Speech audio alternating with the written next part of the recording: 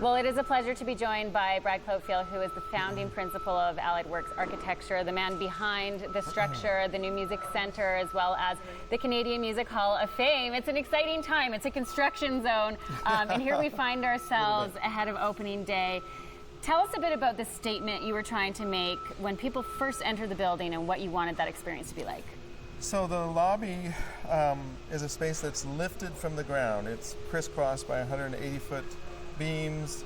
You see the whole building, the lights filtering down from the in-between spaces, and you can see up into the performance space. It's the space where the whole building comes together. It's a civic space.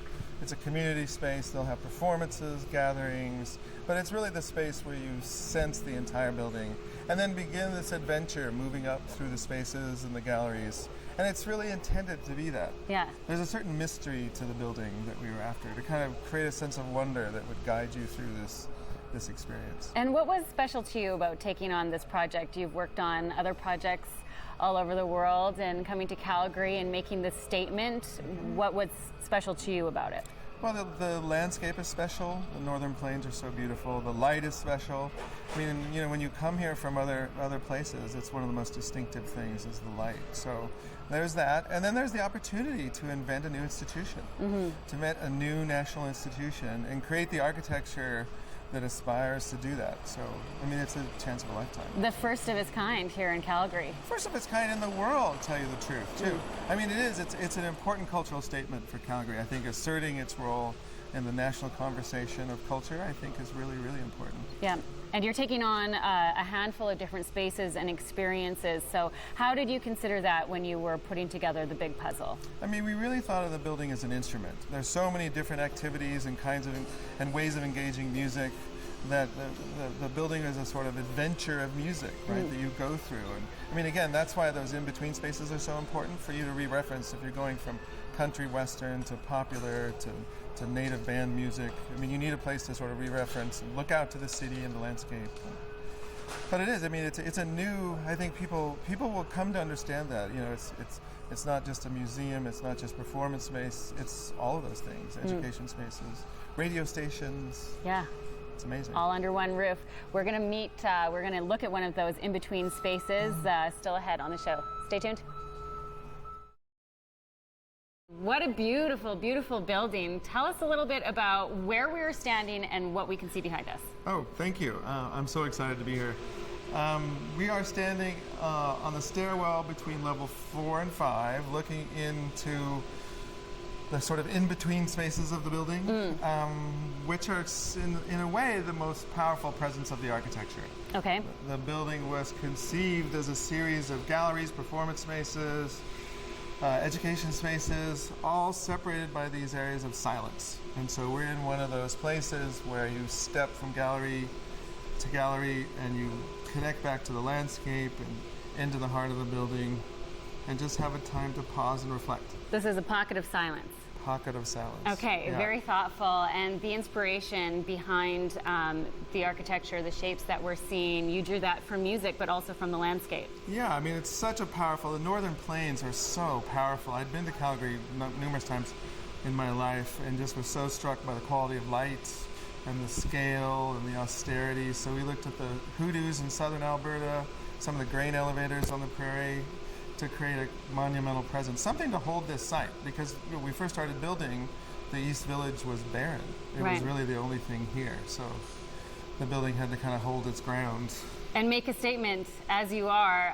What kind of feelings did you have going into this project? There are a lot of eyes across Canada on this moment in the National Music Centre calling itself home here in Calgary. So how did you feel taking this on? Well, it's exciting. I mean, to invent a new institution, which we got to do. I mean, how many times in an architect's career do you get to invent a new institution? So we worked with Andrew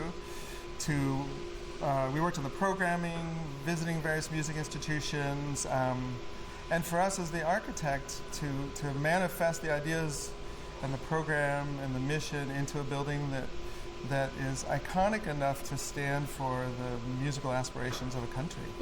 So, I mean, a lot of the form and the innovation of the form was aspiring to be just that, a national institution. Okay.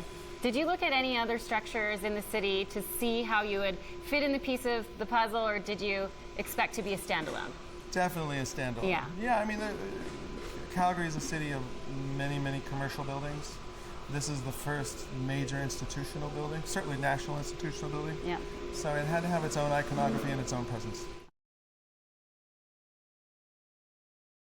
It's iconic to Calgarians. The King Edward Hotel, the King Eddie, is back and alive again. And tell us a little bit about your experience with the King Eddie, because this is a full circle moment for you. This is a full circle moment. When I was 18, I did a high school road trip, graduation road trip, Wow. to come visit a girlfriend that I had in Calgary. And I remember driving by the Eddie late at night, everyone hanging out front, and then lo and behold, 35 years later, It's on your plate. yeah, here we are restoring it. Well, the King Eddie looks the same yet different. So tell us how you approached this side of the Yeah. project. Well, the King Eddie is new again. I mean, it was completely rebuilt, but the idea is it's the kind of gem of the institution. It's the heart and soul music and blues, blues and jazz club, and it's still going to be a blues and jazz club, and it's the place of memory. Everyone I've met in Calgary over my years of working on this project has asked me about the Eddie. Yes. Always. Are you going to keep the King Eddie? It has a special place in people's heart. Definitely. Okay, And mine as well, with my 18-year-old girlfriend. I understand. Okay, so there's going to be a rooftop performance space. Yeah, rooftop event space. I think that'll be one of the most coveted spaces in town. It's so beautiful.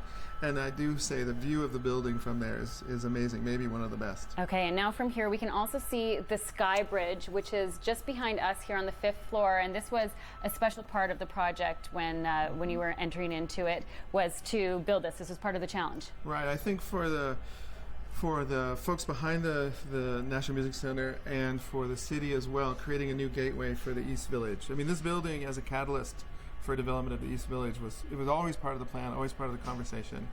The CMLC really backed the building, Yeah. a lot of support. So, and it's happening. I mean, the change in this neighborhood since I started is phenomenal. It's awe-inspiring. Yeah, you've been working on this for some time. What does it feel like to see it all come together? It's incredible. To create a vision for an entirely new architecture and new institution, you learn things, you see things when it's done that you couldn't possibly anticipate. And in a building this innovative, it's really exciting to see it built. Cool. Well, we can't wait to see it come alive. Thank you so much for taking us on a tour. Thank you. It's been a pleasure.